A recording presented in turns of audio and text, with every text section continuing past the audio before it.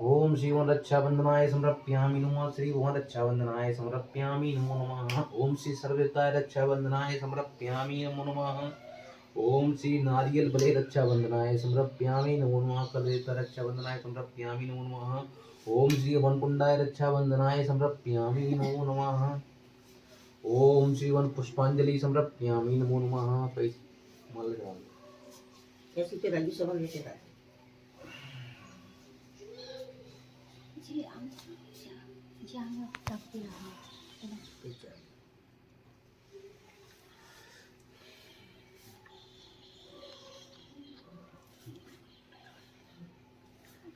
बढ़िया।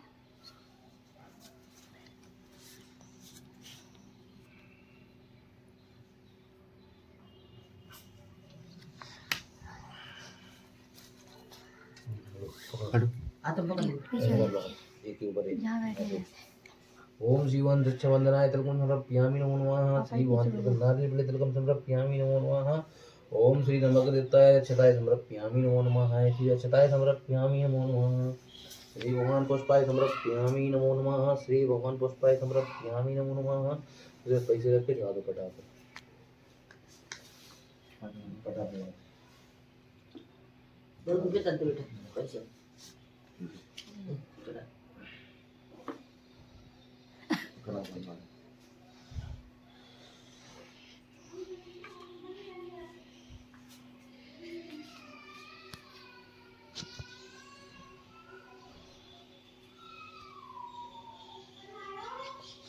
सच की टेल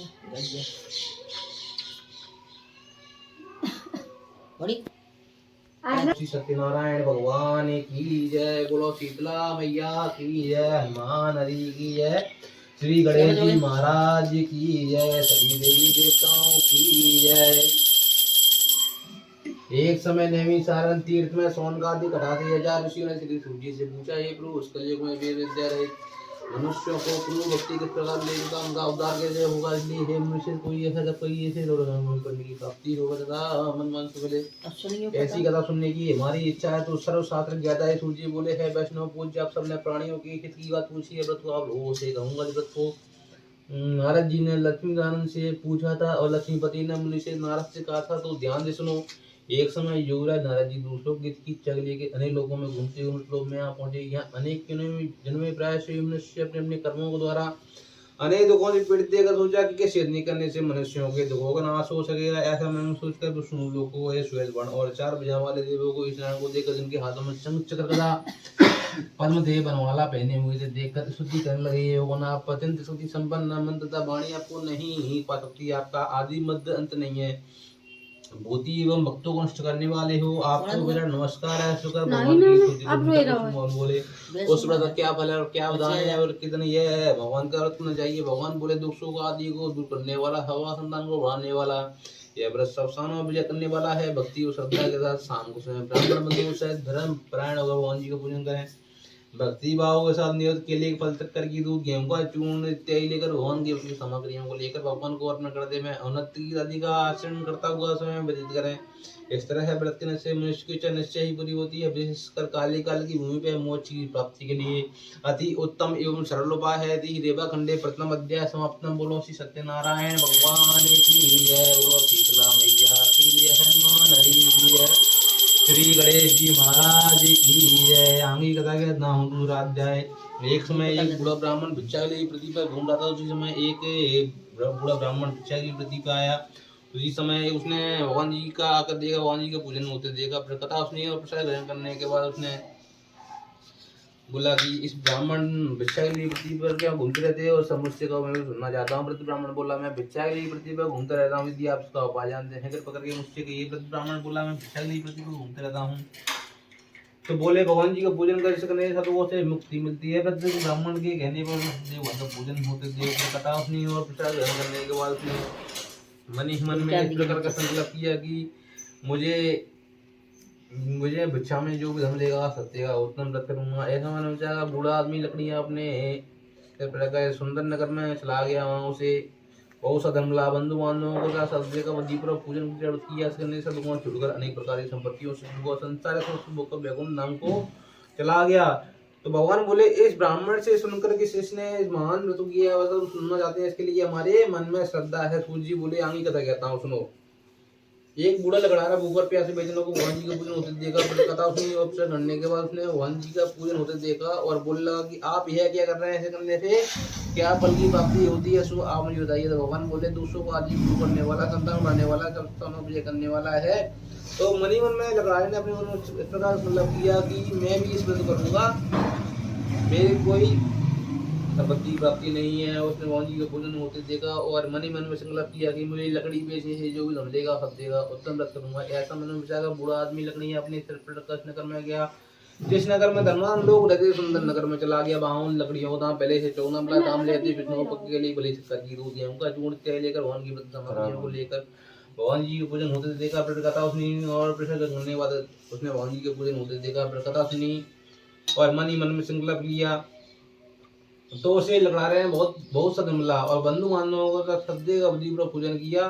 अंत में वैकुंठ धाम की प्राप्ति हो गई। यदि ही देवा खंडे द्वितीय अध्याय समाप्तम। बोलो श्री सत्यनारायण भगवान की जय, बोलो शीतला मैया की जय, हनुमान हरि की जय, श्री गणेश जी महाराज की जय। अब आगे की कथा कहता हूँ सुनो। तीसरा अध्याय। पहले समय में एक उल्कामुख नाम का बुद्धिमान आया था, सत्य वक्ता था और जितेंद्रिय था। प्रतिदिन देवस्थानों पर जाता था, गरीबों धंधे का उनकी कष्ट दूर करता था। उसकी पत्नी कमल के समान मुख वाली थी और सती साध्वी थी।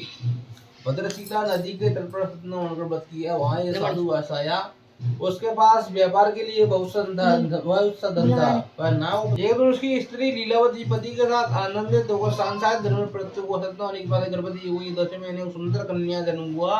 दिनों दिनों में कन्या इस तरह बढ़ने लगी है शुक्ल पक्ष का चंद्रमा बढ़ता है। तो कन्या का नाम कलावती रहा गया। लीलावती ने मीठे शब्दों में अपनी कहा, आपने संकल्प किया था भगवान को व्रत करेंगे, इसके विवाह पर अवश्य करूंगा। साधु ने ऐसे वचन अपनी स्त्री लीलावती से कही। तो उसकी स्त्री लीलावती साधु ने जब नगरीय सखियों के साथ अपनी पुत्री को देखा तो तुरंत दूत को बुलाकर कहा, जाओ मेरी पुत्री के वास्ते कोई सुयोग बढ़ाता। किंतु राजा के दूतों को आदत देकर चोरने गर्भवती हुई राजन को निपटार हो दिया। वहां दोनों ससुर जमाए ठहरे हुए थे। साधु बैस के बाद राजन को देखकर दोनों को बांध कर ले गए और प्रसन्नता से दौड़ते हुए राजा के स्वयं जाकर बोले, दो चोर हम पकड़ लिया है। देकर आज्ञा दे राजा की आज्ञा से उन्हें कठोर कारावास में डाल दिया गया। उनका धन छीन लिया गया। जो घर पर धन रखा था उसे चोर चुरा कर ले गए। सारे बार मानसिक पीड़ा थे तो दो की चिंता में कलापती ब्राह्मण के करके भगवान जी का व्रत तुरते का पकता उसने और ग्रहण करने के बाद देरा तो गराई माता ने कलावती से कहा, ये पुत्री अब तक कहाँ रही, तेरे मन में क्या है। माता ने कलावती से पूछा, हे पुत्री अब तक कहाँ रही, तेरे मन में क्या है। तो मैंने एक ब्राह्मण के घर सत्यवान का पूजन होते देखा है। तो कन्या के वचन को सुनकर भक्तियों से नमस्कार करके बोला, मैंने जो आपसे झूठे वचन कहे थे उसे क्षमा करो। और महान शोकात रोकर रोने लगा। दंडी मोहन बोले, हे पुत्र मेरी आज्ञा से बार बार दुखी हुआ है, बार बार तुम मेरी पूजा से मुख हुआ है। अच्छा बोला कि मैं आपकी माया नहीं जान सकता हूँ, आप प्रसन्न होइए, मैं सामर्थ्यता के अनुसार पूजा करूंगा, मेरी रक्षा करो। पहले के समान को धन से बढ़ दो। उसके दीन वचन को सुनकर सत्य प्रसन्न हुए, इच्छानुसार बढ़ देकर अंतर ध्यान हुए और जितना धन लिया था उन्हें दूना देकर आदर सहित विदा किया। दोनों भैंस अपने घर को चल दिए। यदि ही रेवा खंडे तृतीय अध्याय समाप्तम। बोलो श्री सत्यनारायण भगवान की जय, बोलो शीतला मैया की जय, हनुमान हरि की जय, सभी देवी देवताओं की जय। 14 अध्याय आगे कथा जाता हूँ। वैष्णव मंगलाचार करके यात्रा आरंभ की, अपने नगर के निकट चला गया। उसके थोड़ी दूर निकलने पर दंडी बेदारी सतनाम ने उनसे पूछा, हे साधु तेरी नाम क्या है। तो अम्मा ने बड़े कष्टाव बोला, आप क्या पूछते हो, क्या धन लेने की इच्छा रखते हो, मेरी नाव में तो बेलपत्ती आदि पड़े हैं। वैष्णव भगवान का तुम्हारा जगह किनारे बैठ गए। नंदी के जाने पर बैस ने नृत्य करने के बाद नाव को उसी उड़ी देकर चंबा किया और नाव में वास्तविक रूप में बेलपत्री आदि देकर मुंह से धोकर जमीन पर गिर पड़ा। फिर मूर्छा खुलने पर शोक को प्रकट करने लगा। उसका दामाद बोला, आप शोक न करें, नंदी का श्राप है, तुमको शरण में चलना चाहिए, तो ये हमारी मनोकामना पूरी होगी। तो दामाद के पास पहुंचा तो भक्तियों से नमस्कार करके बोला, मैंने जो आपसे असत्य झूठे वचन कहे थे उसे क्षमा करो। और महान शोकात रोकर रोने लगा। तो उन्होंने 4 5 इच्छानुसार व्रत देकर अंतर्ध्यान हुए। अब अपने नगर के निकट चल दिया। अब अपने नगर के निकट पहुंचा। उसने दूध को घर भेजा। दूध ने घर आकर उसकी स्त्री को नमस्कार करके कहा कि साधु की स्त्री बड़े हर्ष साधु का पूजन कर पुत्री इस कहती है, मैं अपनी पति के दर्शन जाती हूँ, तू कार्य पूर्ण करके शीघ्र ही आया ना। माता के ऐसे वचन को सुनकर कलावती भगवान के प्रथा को छोड़कर पति के पास आ गई। प्रसाद की अवज्ञा के कारण सत्यदेव रुष्ट हो गए। उसके पति को नाव सहित जल में डुबा दिया। कलावती कन्या को रोता हुआ देखा, नौका और डूबा देखा, समस्त धन नष्ट पाया तो जान गया भगवान ने किया है। तो आकाशवाणी हुई, हे साधु तेरी कन्या जो है मेरे प्रसाद को छुड़वा आई है। घर लौट कर प्रसाद लौटे था उसका पति उसमें लेगा। तो कलावती ने घर को प्रसाद आया, पर पहला था वैसे ही हो गया। अब जी काल में स्वर्गलोक की प्राप्ति हो गई। तत्पश्चात उसने साधु भगवान जी का पूजन किया। हर पूर्णिमा को सदैव का पूजन करने लगा। स्वर्गलोक की प्राप्ति हो गई। इसी देव खंडे चतुर्थ अध्याय समाप्तम। बोलो श्री सत्यनारायण भगवान की जय। बोलो शीतला मैया की जय। श्री हनुमान हरि की जय। श्री गणेश जी महाराज की जय। सभी देवी देवताओं की जय। अब 5वां अध्याय कहता हूँ। सूजी बोले वृषाबलंग में एक लीन तुंगदोर नाम का राजा था। उसने भी भगवान का प्रसाद त्याग बड़ा पाया। एक समय वन में जाकर वन्य पशु को मारकर बड़े के पेड़ के नीचे विश्राम करने लगा। वहां पर ग्वाले भगवान जी को पूजन कर रहे थे। राजा देखकर मन बस भान गया, नहीं नमस्कार किया। जब ग्वालों ने भगवान का प्रसाद के सामने रख दिया, प्रसाद को त्याग सुंदर नगरी में चला गया। तो वहां उसने अपना सब कुछ नष्ट पाया। तो जान गया सब भगवान ने किया है। विश्वास करके ग्वालों को गया बुद्धिपूर्वक पूजन करके प्रसाद खाने के बाद पहले तो वैसे हो गया। दीर्घ काल में शुभ भोग करने में स्वर्गलोक को चला गया। जो भी मनुष्य इस पर भगवान से बोल करता है नहीं हो जाता है, बंदी बंधन से मुक्त हो जाता है, संतानहीनों को संतान प्राप्त होती है, समूढ़ को वैकुंठ धाम को चला जाता है। जिन्होंने पहले समय में इस महान व्रत किया उसके दूसरे जन्म की कथा कहता हूँ। ब्राह्मण ने सुदामा का जन्म लेकर मोक्ष को प्राप्त किया। उल्लका नाम के राजा दशरथ को वैकुंठ को प्राप्त किया। श्री राम को पुत्र के रूप में पाया। साधु नाम के वैसे ने दोष बनकर पुत्र को आर्य चीज मोक्ष को प्राप्त किया। महाराज तुम ने भगवान के भक्तों पर मोक्ष को प्राप्त किया और श्रीमद् भगवद गीता का उपदेश दिया। खंडे पंचम अध्याय समाप्तम। बोलो श्री सत्यनारायण भगवान की जय। बोलो शीतला मैया की जय। हनुमान जी की जय। श्री गणेश जी महाराज की जय। सभी देवी देवताओं की जय।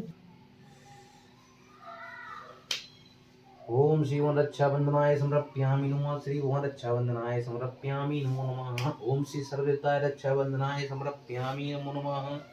ओम श्री नारियल बले रक्षाबंधनाय समर्पयामि नमो नमः। कलरेता रक्षाबंधनाय समर्पयामि नमो नमः। ओम श्री वनकुंडाय रक्षाबंधनाय समर्पयामि नमो नमः। ओम श्री वन पुष्पांजलि समर्पयामि नमो नमः। कैसी तेरा जी समझ में तेरा जी हम तब रहा बढ़िया।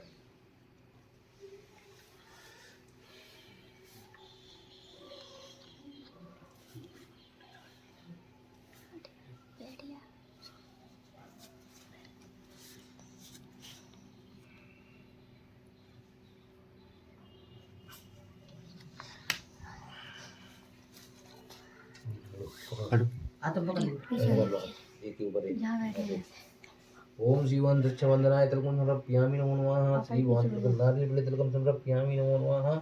ओम श्री नमग्रताय रक्षताय समर्पयामि नमो नमः। श्री रक्षताय समर्पयामि नमो नमः।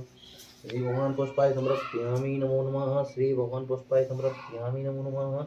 इधर पैसे रख के चढ़ा दो पटाखे।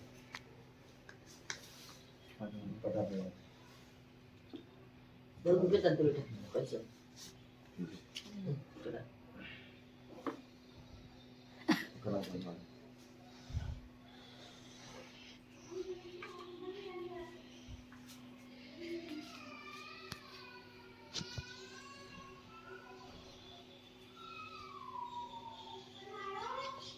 सच की टेल बड़ी श्री सत्यनारायण भगवान की जय। बोलो शीतला मैया की जय। हनुमान हरि की जय। श्री गणेश जी महाराज की जय। सभी देवी देवताओं की जय। एक समय नैमिषारण्य तीर्थ में सोनकादि 88,000 ऋषियों ने श्री सूत जी से पूछा, हे प्रभु उस कलयुग में वेद विद्या रहित मनुष्यों को पूर्व भक्ति किस प्रकार लेगा उनका उद्धार कैसे होगा, इसलिए हे मनुष्य कोई ऐसा जब कोई ऐसे करने की प्राप्ति होगा तथा मन मन से बोले अब सुनिए ऐसी कथा सुनने की हमारी इच्छा है तो सर्वशास्त्र ज्ञाता है। सूर्य बोले है वैष्णव पूज्य, आप सबने प्राणियों की हित की बात पूछी है, व्रत को आप लोगों से कहूंगा। इस व्रत को नारद जी ने लक्ष्मीनारायण से पूछा था और लक्ष्मीपति ने मुनि से नारद से कहा था, तो ध्यान से सुनो। एक समय योगराज नारद जी दूसरों की इच्छा के लिए अनेक लोगों में घूमते हुए लोक में आ पहुंचे। यहाँ अनेक जन्मे प्राय से मनुष्य अपने अपने कर्मों के द्वारा अनेक दुखों से पीड़ित देकर सोचा कि सिद्धि करने से मनुष्यों के दुखों का नाश हो सकेगा। ऐसा मैंने सोचकर विष्णु लोग को श्वेत वर्ण और 4 भुजा वाले देवों को इस नारायण को देखकर जिनके हाथों में शंख चक्र गदा पद्म देव बनवाला पहने हुए थे देखकर शुद्धि करने लगे। होना अत्यंत शक्ति संपन्न मंत्र तथा वाणी आपको नहीं पा सकती, आपका आदि मध्य अंत नहीं है। भूति एवं भक्तों को नष्ट करने वाले हो, आपको मेरा नमस्कार है। शुक्र भगवान की स्तुति बोले उस व्रत का क्या फल है और क्या विधान है और कितनी यह है। भगवान का व्रत करना चाहिए। भगवान बोले दुखों को आदि को दूर करने वाला, हवा संतान को बढ़ाने वाला, यह व्रत सब सानों विजय करने वाला है। भक्ति और श्रद्धा के साथ शाम को समय ब्राह्मण बंधुओं से धर्म परायण होकर भगवान जी का पूजन करें।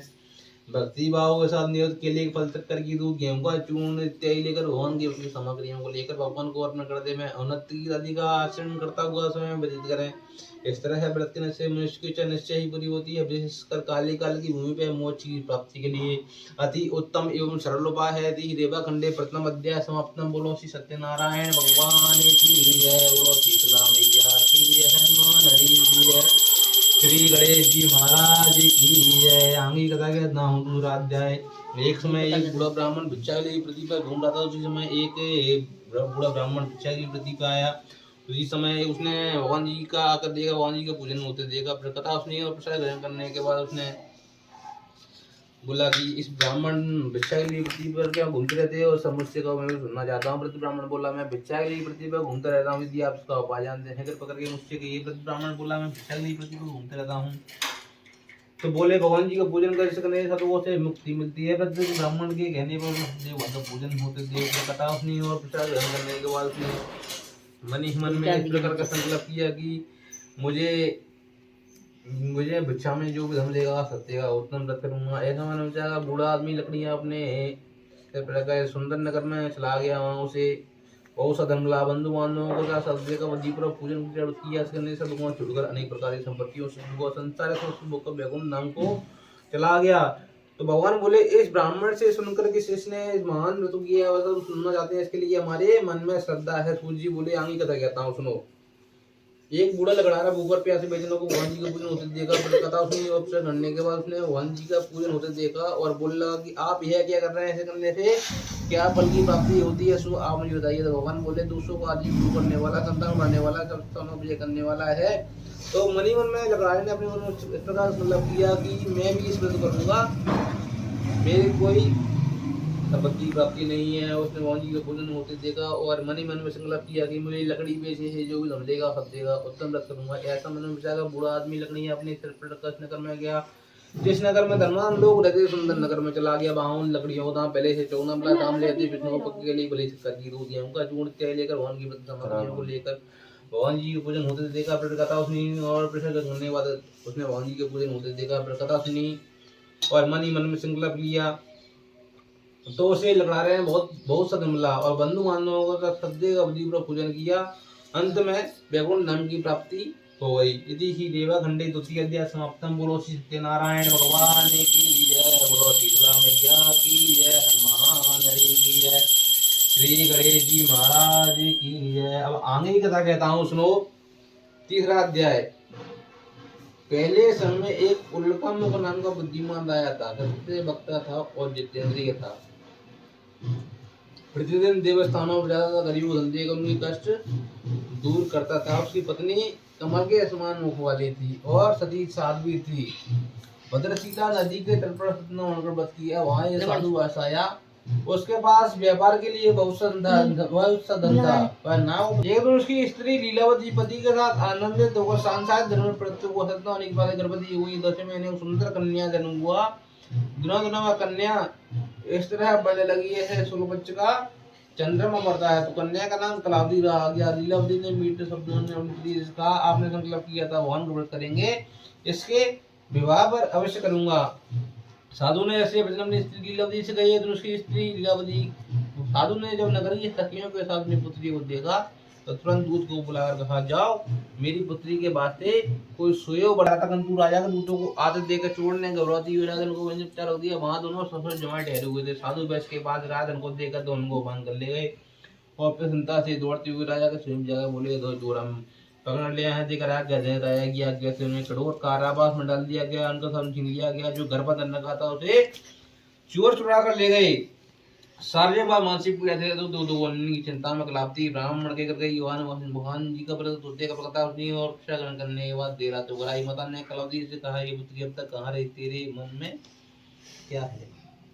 माता ने कलावती से पूछा, हे पुत्री अब तक कहाँ रही, तेरे मन में क्या है? तो मैंने एक ब्राह्मण के घर सत्यवान का पूजन होते देखा है।